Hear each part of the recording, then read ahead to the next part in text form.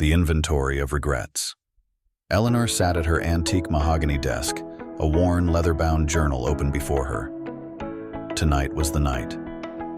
She had decided, after 78 years, to finally take a complete inventory of her regrets. It wasn't a morbid exercise, she told herself. More like spring cleaning for the soul. The first few entries were easy, almost comical. The bright red dress she never dared to wear. The impulsive trip to Nepal she canceled at the last minute. The witty retort she thought of hours too late.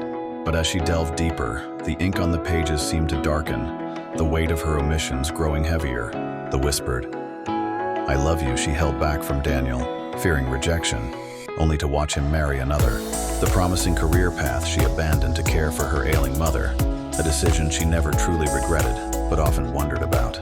The harsh words spoken in anger to her sister, a rift that time had widened instead of healed. Each regret was a phantom limb, a part of her that had withered from disuse. Some were sharp pangs, others a dull ache that had become a constant companion. She paused, the pen hovering over the page.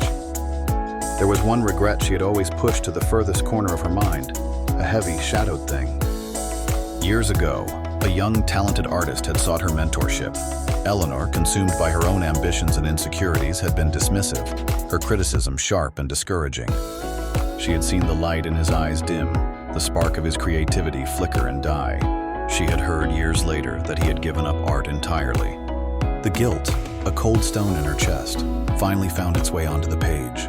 The words were shaky, the ink blotched with unshed tears. As she closed the journal, the weight hadn't entirely lifted, but it felt different, acknowledged, seen. Eleanor stood and walked to the window, looking out at the moonlit garden. She couldn't rewrite the past, but perhaps by facing its shadows, she could finally step more fully into the remaining light.